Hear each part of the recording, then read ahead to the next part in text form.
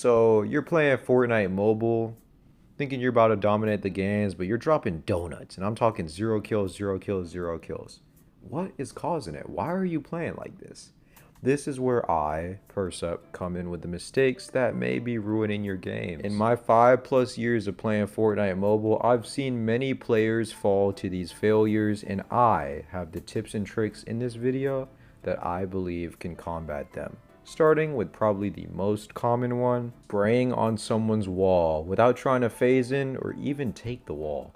Say you see someone, catch them off guard, get a beam for 150 damage, yada yada yada. What do you do next?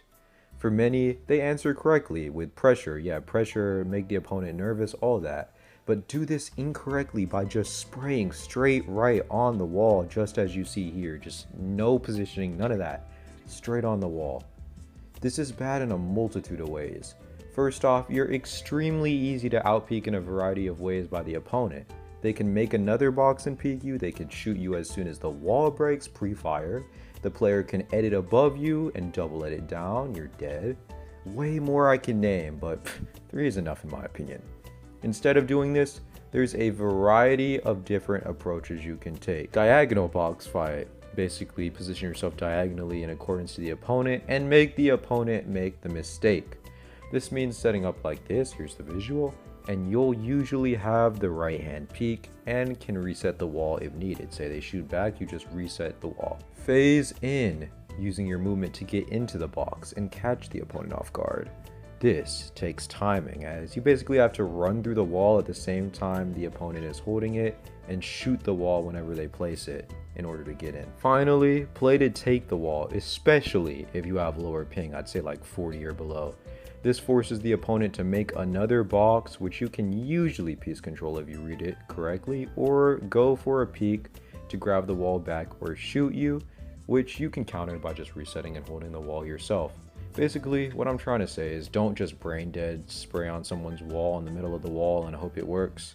Try peeking them better, phasing in the box, or taking the wall if you're lower ping. On the topic of box fighting, some mobile players will double pickaxe as a default. This pretty much just means using your pickaxe more than once in a row to take a wall, swinging more than once in a row, which is bad as you're pretty much leaving yourself wide open to get full pieced or shot by the enemy, as you have to switch to gun and they'll usually have their gun out before you because the amount of time it takes for you to swap to your gun from your pickaxe. There are times where this double pickaxing is the right play, usually if the opponent is not looking at you, say like at one of your teammates or something, or if they're healing, but most of the time it's more of a liability for you than them.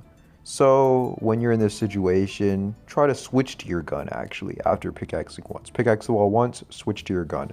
This prepares you for if they try to edit or shoot on you, in which case you will shoot them first and either do enough damage to make them stop, take the wall with your shots, or play to end the fight if the opportunity presents itself. Basically, you're pre-firing, they're gonna edit or try to shoot you whenever you pickaxe their wall. You can also use this move as a fake by pulling out your pickaxe, then immediately switching to gun even before you pickaxe the wall to try to get them to edit it. And if they edit, you do one of the 3 things I said above. You either do enough damage to make them stop, take the wall with your shots, or play to end the fight. Once again, don't double pickaxe on walls or anything really if you don't have to. Try pickaxing once, then pulling out the gun instead, or just spraying with your gun to replace the wall. For the person on the other side of this encounter, defense, just making boxes, boxes, boxes, boxes, or just holding your wall without moving at all in the same box is the mistake. The latter, if you're just holding your wall, puts you in a bad spot as all the opponent has to do is take your wall and then after, spray your cone or stare out, replace it, you're dead. Now, boxing out is usually the correct play in this situation, but to an extent. There are players out there that just make boxes on boxes on boxes until they built like a 16x1 without shooting the enemy back at all, so the enemy of course isn't going to care and they're going to continue to apply the same pressure, and eventually, let's be honest, you're going to go down. So, unlike some other situations, violence is the answer. If you know they're going to continue to pressure, try to use one of those many boxes you built to get a right hand peek or catch the opponent off guard, as when the other player is doing this, you probably know from the first tip, they're leaving themselves wide open more often than not. Making a box above, below, or running into a building away from the opponent can stall time as well, giving you more time to get this right hand peek, this counter peek on the opponent. In other words, learn defense. May not win championships necessarily, but it wins fights. Especially against PC players, there's going to be a few times where you need it. The fourth mistake players may make is overly using mechanics. What I mean by that is trying to look like Peterbot or a fast creative warrior to a fault. These players will go for clips as their default fighting style and do as many flashy edits as possible in order to look like a fast player. Well, this, I can personally admit, is a cool play style to watch. It puts you in a way easier to counter position for the opponent. This is as you're no longer reacting to how they're playing the fight against you and more prioritizing mechanics. If you find yourself doing this, try to be more lax on the mechanics. You can still go for clips if the opportunity presents itself, look against a bad opponent per se, but against good players, try to watch what the other player is doing a little more. This includes seeing tendencies the players might have, like do they play mechanics a lot, do they try to edit and build a lot, do they like to beam and go for 50-50s, are they an aim-based player, or are they a player that plays super defensive and makes a lot of boxes, tries to react to your offense, all of that. Watch what they do in each fight, try to make it a habit to watch what the other player is doing in a fight, and try to adapt to it. This may seem hard to do at first, but trust me, it definitely gets easier over time. Now for a positioning-based fighting tip. Players on mobile will push an opponent while another opponent is nearby or on the fight, third party, and this results in them getting sandwiched or getting stuck between both players. This basically makes the fight you're in a 2-by-1, as both players will be aggressing you due to your position as you're in the middle of both of them. Even if you're Peterbot, this can be an annoying situation to find yourself in. What is the counter for this? The counter for this is easy. Be aware of all players next to you, especially when a new player enters the fight. Always be watching those footsteps. Footsteps of players nearby. I say this because a solid amount of the time this mistake is made when a third party comes in, another player comes to try to clean up the fight, and the player already fighting doesn't react to this change, continuing to push the original enemy as if the third party wasn't there.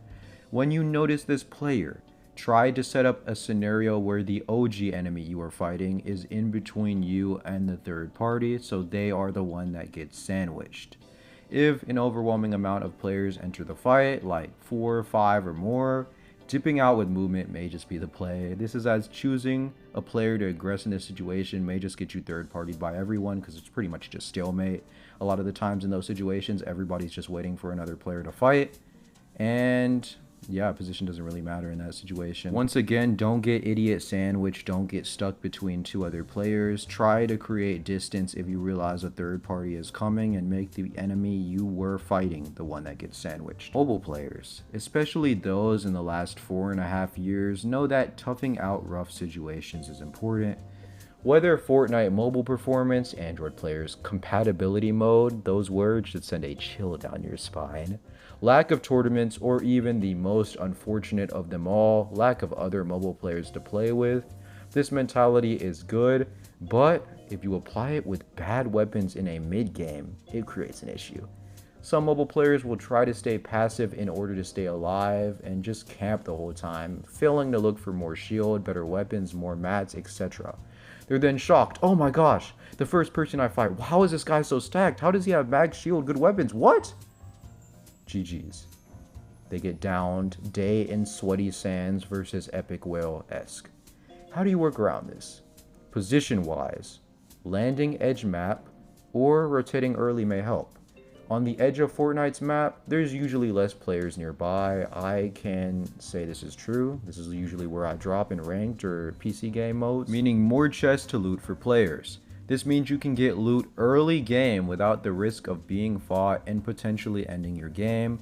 I use this strategy to get easy placement in ranked and get stacked on mats, loot, and shield for my first fight, whether it's off spawn or mid game. In tournaments, I opt to rotate early. A lot of the players in these tournaments are focused on farming or fighting at their respective POIs, so I'll literally do an up the gut as fast as possible straight to the middle of the map rotate to escape this congestion.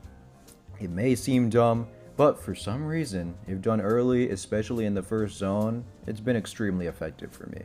This strat has basically helped me make every endgame in some of these solo cash cups, and my drop being an edge map spot super far away from where a lot of zones pull adds evidence to this working.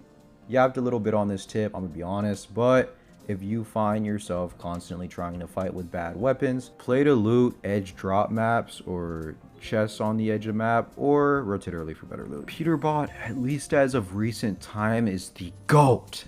He's a literal Chick-fil-A cyborg that I can't even confirm is a human being, processing fights and situations fast due to crazy talent and grind, but he's on 365 FPS and 0 ping. I don't know if he'd be able to pull off what he does on 120 ping, 45 FPS, unlike some mobile players who try. Yes, there are some unreal mobile users who have extremely rough performance conditions and try to play at the same speed as someone who experiences the game as it's meant to be played. Perfect. I don't know if this is possible, but I do know it is significantly harder to do, and if your mental isn't prepared like a certain mobile player, it'll get strained. So what do? What do I recommend? Instead, go for an aim-based fighting style, usually with ARs. Try to hit beams on other players so that the moves you do in fights are minimized and you don't have to do anything crazy mechanically. Easy technique, easy way to apply this is using a sniper or DMR in fights so you get range damage before the fight even starts.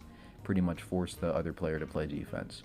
If you're trying to just win games, don't really care about the eliminations, learn how to play placement properly, and take advantage of the end games. This is where a lot of mobile players falter in, and players in general, to be honest. If you want to still play like Peterbot on harder conditions, ball is in your court. You do you. But I believe a playstyle prioritizing beams and aim or winning in endgames is way easier to pull off. Some players watch Peterbot and other PC pros often, and others don't at all. Their content watching to get better consists only of mobile players, as they try to copy techniques that the best mobile players do to dominate PC players.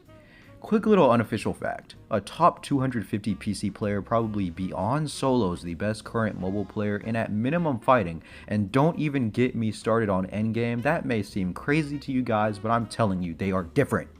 So, who should you watch to get better? PC players. Oh my gosh, who would have thought? Little Yachty in that Drake music video. This can be as simple as watching good solo players solo cash cups back, watching how they play trio FNCS tournaments, when taking notes, or even literally watching zone wars and 1v1s that they do. Just watch them.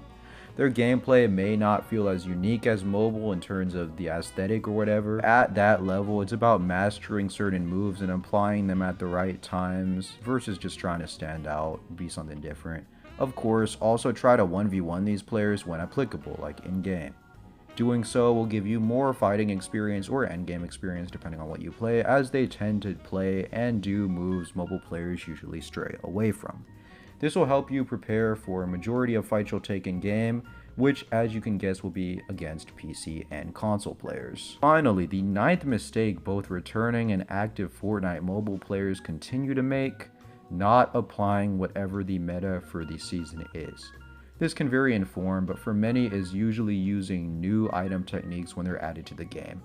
For example, a few seasons back, whenever the Gatekeeper shotgun was in the game, some players may have tried to make the other shotguns work. Oh, I'm going to use the auto. Oh, I'm going to use the pump. That's not the play. Whenever there's a mechanic with a new item that's important to learn, some players ignore learning this and play the same way they're used to despite it potentially being helpful. They basically don't adapt. Even in mobile tournaments, this existed. The Combat SMG was by far the best weapon, unfortunately, and could basically take out anyone if used correctly. To say the least, there were the Combat SMG users that pretty much consistently kept winning everything, used it, abused it, regardless of region, and dominated, and those that got Combat SMG'd. Guess which side that those that didn't adapt were on. What I'm trying to say is that even if metas seem annoying or feel hard to learn, you should go out of your way to grind them. A lot of PC competitive players are literally successful just because of their relentlessness to learn these metas. They just do whatever they freaking can to learn these metas. They don't care how stupid or silly it seems or how broken it is, how immoral it is, how evil it is, if it gives them an edge over the competition they are all in. Be the same way. Learn the meta at the beginning of the season after every new update and stay ahead on what works. Don't fall behind a la a certain platform seems to be while following the ban. And whew, that was fun and is all I got. Hopefully one of the mistakes you made I name in this video so you can go fix it in the future. If mobile does come back, I want to see Peeps take over. I hope by the time this video hits you, it's back.